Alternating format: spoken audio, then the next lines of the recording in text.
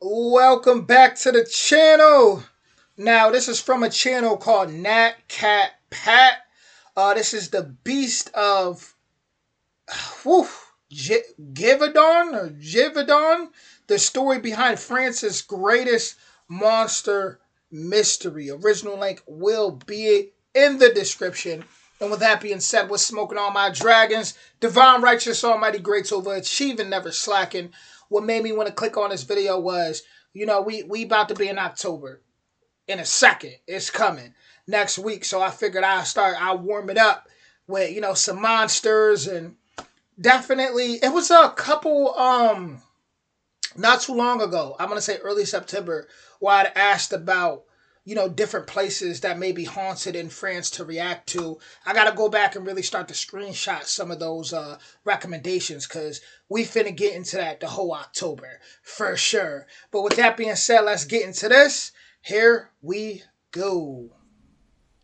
Between 1764 and 1767, a mysterious creature ravaged the rural region of Gévaudan, France. About 100 men, women, and children reportedly fell victim to the beast of Gévaudan.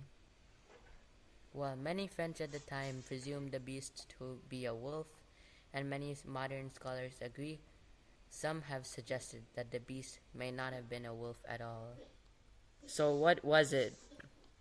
The attacks, which covered an area spanning 90 by 80 kilometers, were said to have been committed by one or more beasts of a russet color with dark stripes and a dark stripe down its back, a tail longer than a wolf's.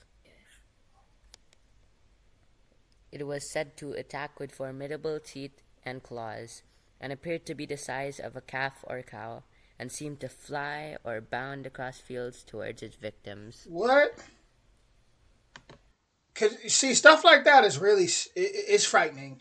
When something just how they making it sound, how it's like it just leap, and it's like it like just it's like when something come at you like that, man, you're gonna be too frightened. Even when you run, it's just you liable to trip or something. See, I got this superpower though, where if I was to see something like that coming at me, I'm be like a running back. I swear, I'm not freezing up. I don't been in situations where I felt like, listen, I might be in trouble here, and some of us got that adrenaline is a superpower, but then there's others. They just, that fight or flight. Some people just they freeze up. We out of there. It attacked primarily women and children, Damn. often leaving their bodies mutilated beyond recognition. A young shepherdess, Marie, tends her flock near the edge of a forest. It was a peaceful day in June 1764 when the beast struck for the first time. Marie Jeanne Valette, a young shepherdess, was found mauled to death near her flock. For 3 long years, the beast of Gévaudan terrorized the region. Over 100 people fell victim to its savage attacks, primarily women and children. The villagers lived in constant fear, and the local authorities were desperate to stop the bloodshed. Survivors described the beast as something unnatural. Its size was monstrous, larger than any known wolf, with reddish fur, a broad chest, and a tail like a lion's. No, that's different. No. I don't see. The thing is, I don't just dismiss. Don't get me wrong. I use my logic too. I'm not saying I just believe anything, but I don't just dismiss anything either, because I also believe in portals, different dimensions. I believe in a lot of things that we just may not know about, because a lot of us tend to be born just as humans, period. Like we tend to be born in a cage. We don't really be knowing about the world like that, like we think we do. A lot of us are waking up to certain things again. But when we go and we study the ancients, a lot of us tend to have this perception that the ancients were primitive and that we're just, so much more advanced. But there's still all these different mysteries that we still can't even explain of advanced things like Stonehenge and the pyramids in Egypt. So I don't be quick to dismiss what they said they've seen. Its terrifying speed and ability to evade capture baffled even the most seasoned hunters. Mm. King Louis XV, hearing of the terror in Gévaudan, dispatched his best hunters to bring down the beast. Traps were laid, wolves were killed, and yet the attacks persisted. Despite their efforts, none could capture or kill the true beast. On September 20th of 1765, Francois Antoine, the king's 71-year-old gun-bearer, and his nephew shot a large wolf near an abbey at Chazes, which was assumed to be the beast. Antoine was awarded with money and titles, and the corpse of the animal was stuffed and sent to the royal court. Villagers gathered to witness the body of the beast being carried through the village. But attacks started again in December. This time the beast seemed different, at least behaviorally. Where before the creature had been afraid of cattle, this time it showed no fear. Was this then a second beast? The royal court chose to ignore these new attacks, insisting that Antoine had killed the creature. Finally, a sudden outbreak of attacks in early June of 1767 compelled a local nobleman, the Marquis d'Après, to organize a hunt. On June 19th, one of the hunters, a local man named Jean Castel, shot a wolf on the slopes of Mount Mochet.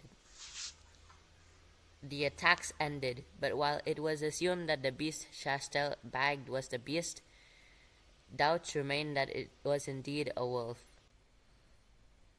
Today, Gévaudan is a peaceful place once more, but the legend of the beast lives on, captivating the imaginations of historians and cryptozoologists alike.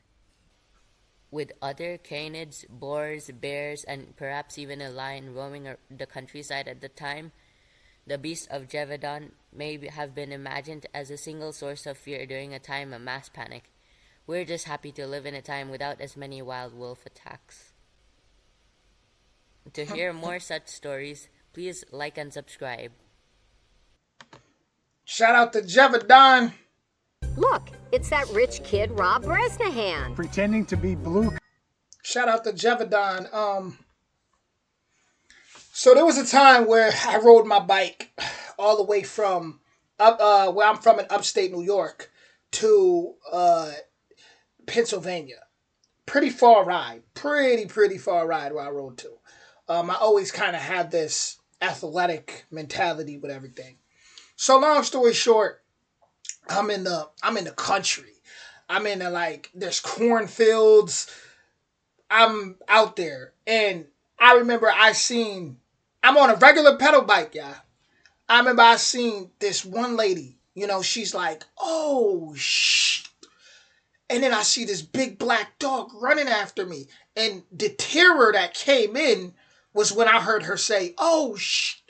Because then I'm like, oh no, you have no control. So I'm riding. I'm looking back, this big dog, it's behind me running. And it's like, I could sit here and be like, maybe, it looked like a really, really big dog. But then I wonder, in moments like that, is there a paranoia that may exaggerate the situation to where we think it's bigger? But in my mind, from what I remember, it was a really big dog, like a really big black dog just running towards me. I'm riding. I'm out of breath. I'm looking back. This thing's still running. It looked like it's just. I'm riding. Finally, I look back. It's gone. I look at my phone. The service in my phone is no service because I'm out in the countryside. It's starting to get dark. And as I ride my bike further up, I see a group of coyotes. At that point, I'm like, oh man, what do I do? Right? I didn't want to turn and go all type. I just wanted to keep going straight. As soon as I seen them coyotes just kind of run back in the woods, I just rode. Long story short, at nighttime, if that would have happened, and I would have seen that black dog, maybe in my mind I would have thought it was a wolf. You know, so there's always those situations. Like I said, that exaggeration. But at the same time, then there's times where it may not be no exaggeration and people might be face to face with something. There's another time, because I've done a lot of dangerous things in my life. You know, I was known as a big adrenaline junkie, right? So there was another time while I'm walking through the trail at nighttime. And I see this bird, I mean a wingspan on this thing. It looked like two vans. I don't even call it a bird. I don't know what it was. It was just so gigantic. It flew over my head and I froze. My whole body froze. I felt like if it wanted to, it for sure could have just picked me up and just left. I made a post about it immediately, and somebody from the area said that it's been known, you know, that to see things like that's been seen. Very frightening. Very frightening. Still to this day, don't know what that was. Came out of nowhere. I'm just like, oh, like it looked like. And I've walked this trail. That's why I've walked this trail a million times. That was something. It was almost as if it wanted me to see it. Because it's like I've never seen that before. Like I said, it was like the wingspan of just if two vans were put together. I mean, incredible. So maybe once again, maybe I'm exaggerating it. Hey, who knows? But I tell you right now, I'm in nature all the time. I know when I see something that's not normal, and my body will freeze up intense, and I was just like, whoa, whoa, whoa, whoa! I got up out of there. I'll tell you that much. But with that being said, that was a great video. I'm looking forward to diving into more. Once again, shout out to Nat Cat Pat's channel. Original link in the description. Definitely finna dive into more because I love that content. And yeah, if you heard about this story or have any stories from it, let me know in the comments. And I'll see y'all soon. Much love, y'all.